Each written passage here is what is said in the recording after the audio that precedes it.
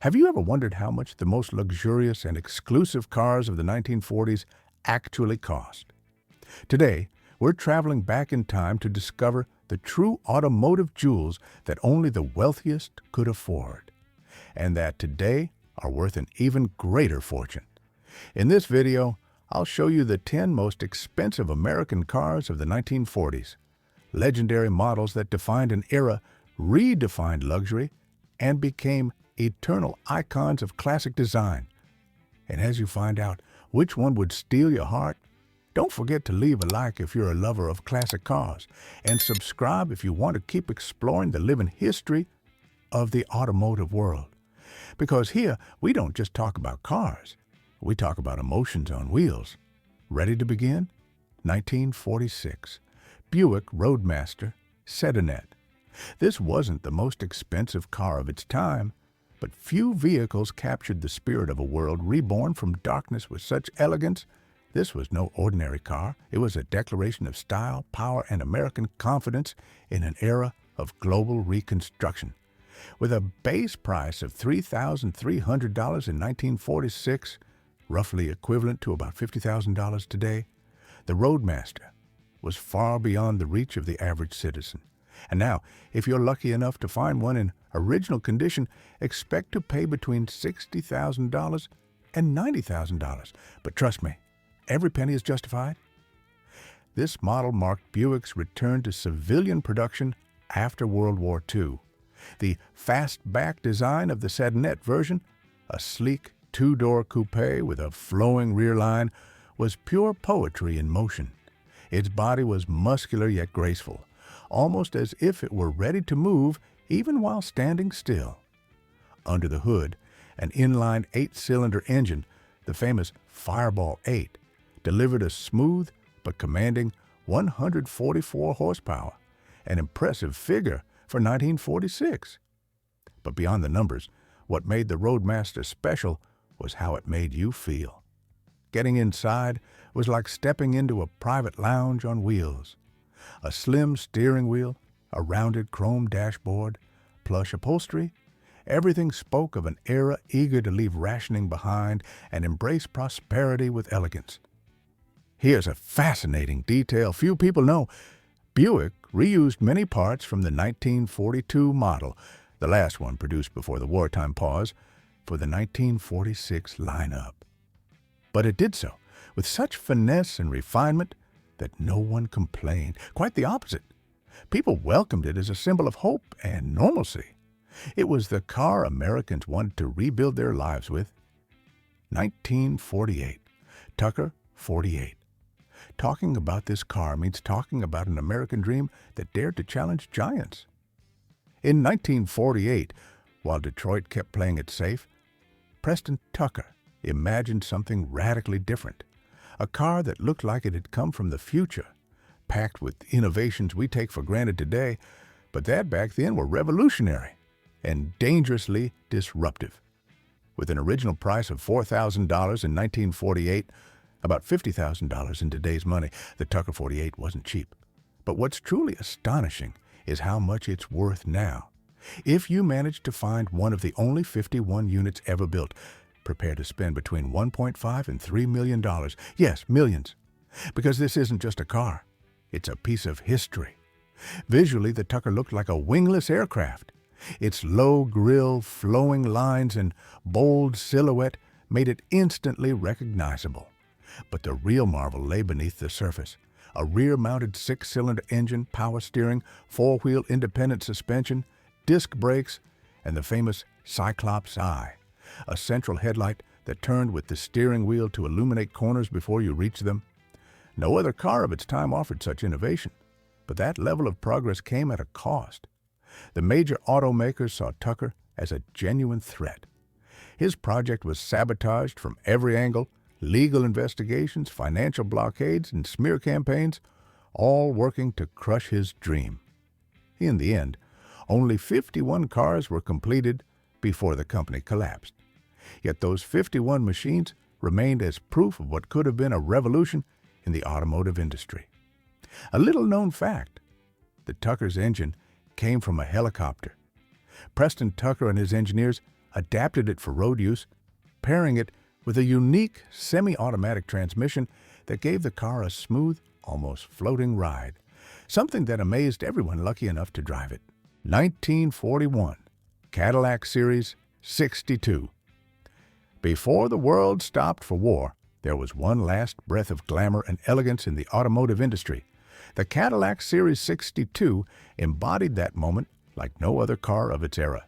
It wasn't just transportation, it was a statement of success, sophistication, and the boundless optimism of pre-war America. With a price tag of $4,165 in 1941, around $85,000 adjusted for inflation, the Series 62 was far beyond the reach of most people. Today, finding one in pristine condition can cost anywhere between $100,000 and $160,000, depending on originality and restoration quality, and truth be told, every inch of it is worth the price. What made this convertible special wasn't only its graceful, flowing body lines that caught the light like sculpture, but also its powerful 150 horsepower V8 engine. In 1941, that was serious muscle, but Cadillac buyers weren't chasing raw speed. They wanted an experience.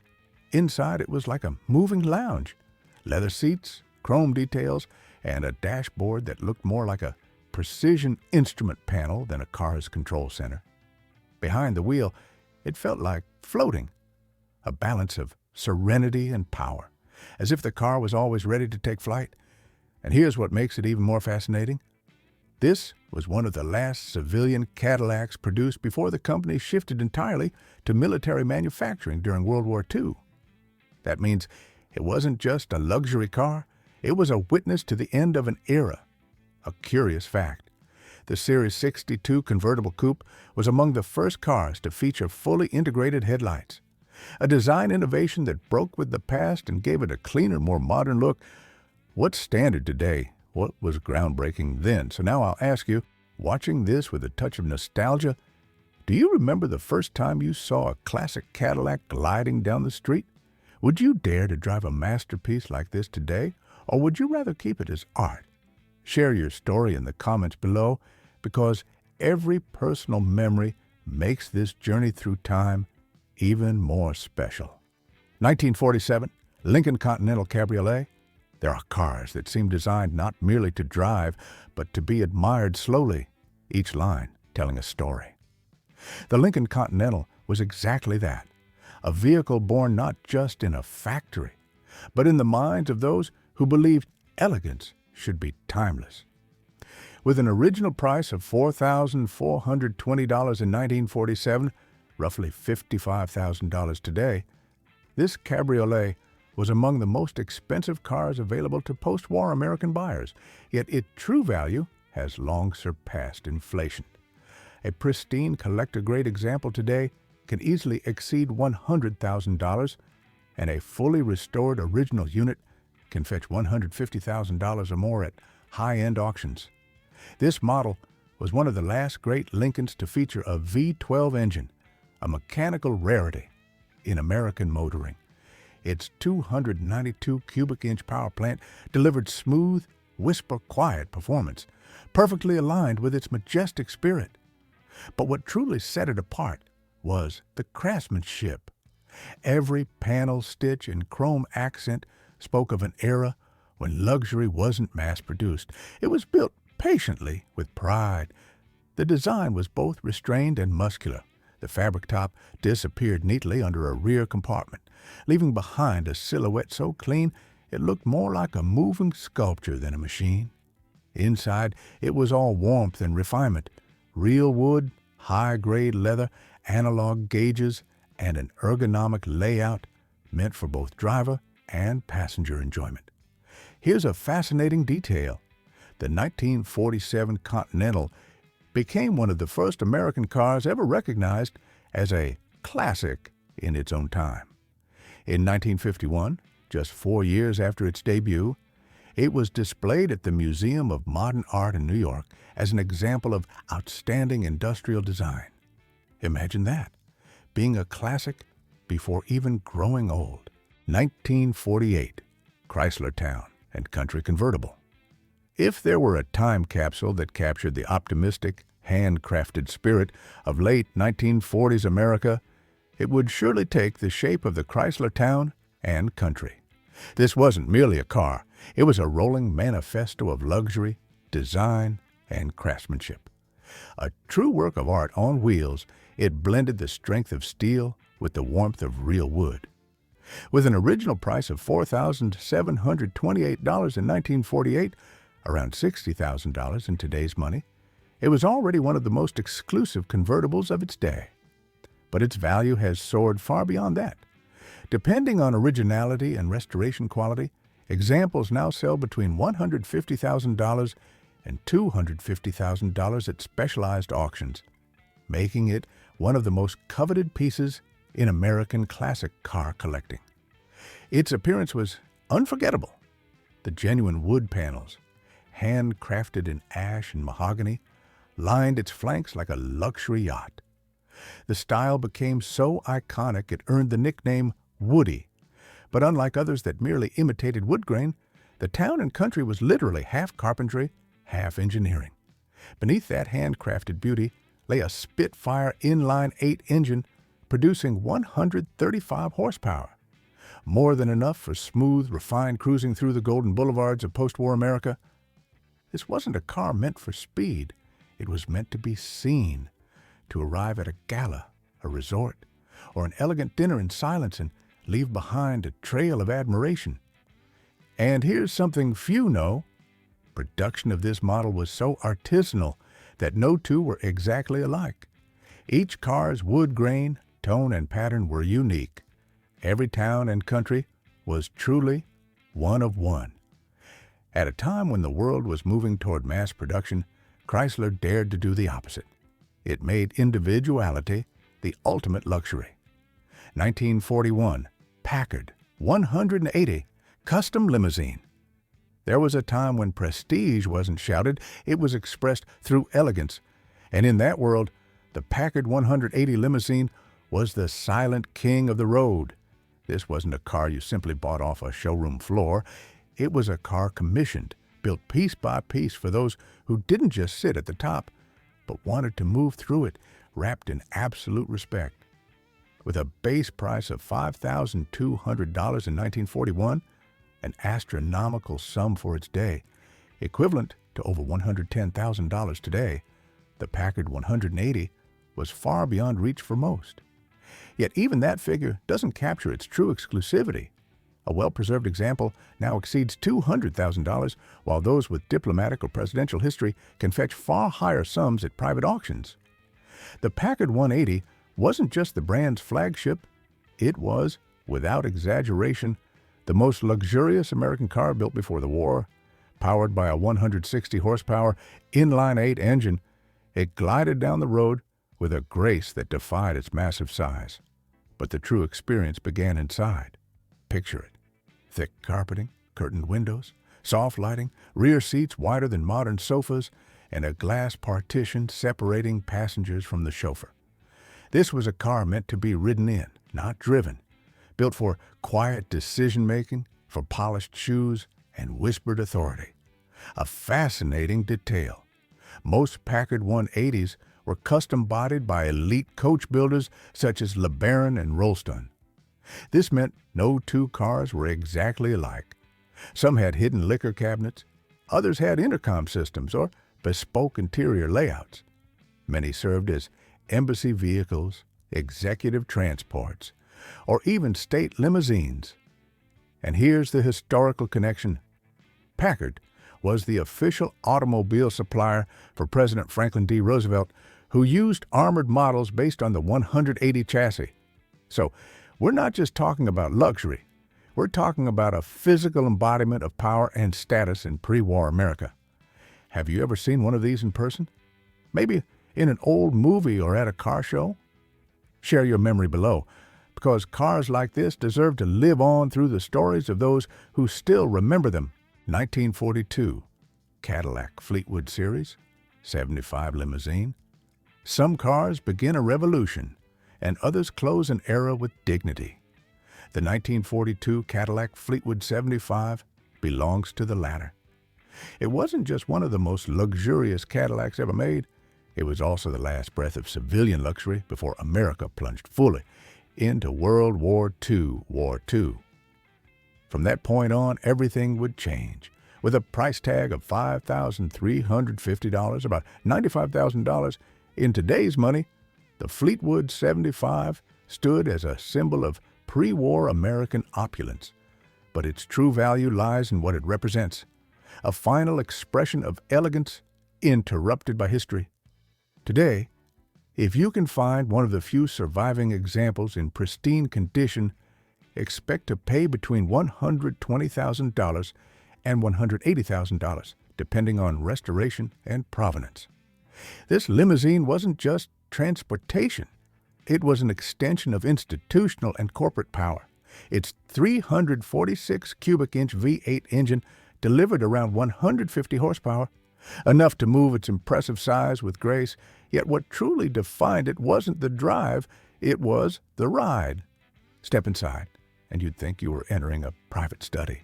Plush upholstery, partition glass, built-in ashtrays, soft ambient lighting, and, on certain versions, a functioning intercom connecting passengers with the chauffeur. This wasn't a car for traveling. It was a car for being transported in silence and prestige. Here's a lesser-known historical fact. Production of the 1942 Fleetwood 75 was abruptly halted just weeks after its debut. Following the attack on Pearl Harbor in December 1941, the U.S. government ordered all automakers to convert their factories to military production. As a result, only a handful of these limousines were ever completed, making them among the rarest Cadillacs in existence today.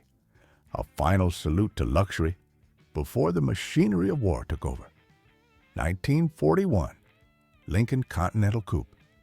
Some automobiles never age, they become legends. This wasn't merely a luxury car, it was a statement of taste, a mechanical masterpiece that captivated the eyes of the most refined and remained, decade after decade, one of the most admired designs of the 20th century. With an original price of $5,445 in 1941, equivalent to roughly $110,000 today, the Lincoln Continental Coupe was the kind of car owned by executives, diplomats, and high-profile figures. And today, if you're lucky enough to find one restored with original components, expect to pay between $130,000 and $200,000 to add it to your collection. What set the Continental apart wasn't raw power, though its 292 cubic inch 512 delivered smooth, confident performance, but its design, clean, sophisticated, and decades ahead of its time. Conceived under the direct supervision of Edsel Ford, son of Henry Ford, the Continental began as a personal project, crafted to satisfy the European sensibilities of America's elite.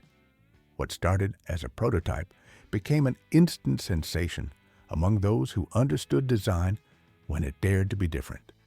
Its elongated front, soft curves, and the signature exposed spare tire at the rear made it an instant icon. It was a car that spoke softly but with authority. No need for excess or flash. Every detail was made to be admired. Subtle chrome trim, integrated headlights, a roof line that descended in perfect proportion. Everything about it embodied balance and grace. Here's a remarkable fact. Architect Frank Lloyd Wright once called the Lincoln Continental one of the most beautiful designs ever created. He even owned several himself. And if someone like Wright, whose life was dedicated to aesthetic harmony, chose this as his personal car, that says everything you need to know. 1948, Delahaye, 135 MS. Some cars weren't built for the road. They were made for the boulevards of high society, where time slows and luxury isn't explained, it's felt. The Delahaye 135 MS was one of those cars. Born in France but adored in America, it was a rolling sculpture immediately coveted by wealthy Americans who desired something no domestic brand could offer: handcrafted, absolute elegance. Its base price in 1948 exceeded $6,000, already higher than nearly any American model of the era. Adjusted for inflation, that's over $80,000 today. But that's just the beginning. A Delahaye 135 MS, bodied by Fagoni at Falaschi or Chaperon, can command anywhere between $800,000 and $1.5 million at international auctions. And that's no exaggeration. This was automotive art, not mere machinery.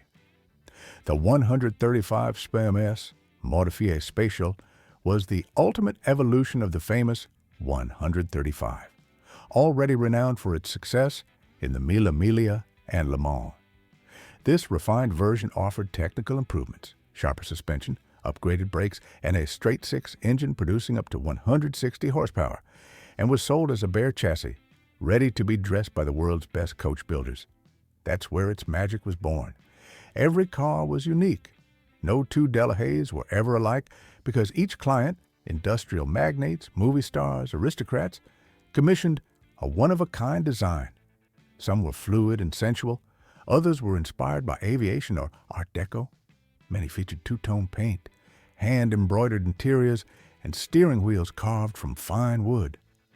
An extraordinary detail, importing one of these to post-war America wasn't just expensive, it was an event. But that didn't stop icons like Clark Gable and Gary Cooper, both known Delahaye collectors. For them, owning one wasn't about showing off. It was about style, distinction, and personality. And though the Delahaye wasn't American by birth, its influence among U.S. elites was undeniable. Its presence in Hollywood driveways and Palm Springs estates made it a symbol of aspiration and prestige. To leave it out of this list would be an injustice, because when we talk about the most expensive and coveted cars admired by Americans in the 1940s, the Delahaye 135 MS more than earns its place. 1948, Rolls-Royce Silver Wraith. There are cars you don't drive, you revere. The Silver Wraith wasn't merely an automobile, it was a living symbol of status, restraint, and handcrafted perfection. The first Rolls-Royce built after World War II, it marked not just a rebirth for the brand, but a complete redefinition of what luxury in motion could be. And though it was born in England, its destiny lay across the Atlantic, where it was embraced by America's elite as the ultimate expression of sophistication. Its original price ranged between $8,000 and $10,000, depending on the chosen coach builder. Adjusted for inflation, that's over $120,000 today, but its modern value can't be captured by numbers alone. Some examples, particularly those tailored by Mulliner, Hooper, or James Young, now exceed $1 million at international auctions. Each one stands not as a car, but as a monument to a kind of luxury that no longer exists. The Silver Wraith didn't come with a standard body. Rolls-Royce supplied only the chassis and drivetrain. The rest, the exterior design, the cabin layout, the upholstery, even the seat positioning, was entirely bespoke. Every car was a one-off, built slowly, meticulously, and at extraordinary expense. For its clients, Hollywood icons, business magnates, royals, and diplomats, time wasn't a concern. Perfection was. Under its long hood, a silky, smooth inline-six engine delivered near-silent performance. The insulation, the craftsmanship, the precision of assembly, all were executed with an obsessive attention to detail. Rolls-Royce didn't just build cars, it built experiences. And the Silver Wraith was its masterpiece. A fascinating detail. Several Wraiths were imported into the United States by aristocratic families and film stars, but one in particular was commissioned by the British ambassador to Washington. It became a familiar sight at state receptions, diplomatic galas, and high society gatherings, a rolling emblem of quiet power. And, like the Delahaye 135 MS, the Silver Wraith wasn't American by birth, but its place in this list is unquestionable, because it was one of the most expensive, desired, and admired automobiles among America's elite in the 1940s. To exclude it would be to ignore its profound influence on luxury car history. So, now that we've traveled together through this journey of history, craftsmanship, and elegance, tell me, which of these machines would you keep in your dream garage the most exclusive, the most powerful, or simply the one that made your heart race? And if you've made it this far, it's because this journey caught you as much as it caught us. So answer honestly, would you like to see part 2 of this story? This time, with the most expensive and exclusive European cars of the 1940s? Because if these American legends impressed you, wait until you see what Italy, France, Germany, and Britain were creating at the same time. Pure elegance, daring engineering, and designs that seem to belong to another world. If you want that second part, make it clear in the comments. Right. I want a part 2, and if enough of you ask for it, get ready, because the best is yet to come. See you on the next one.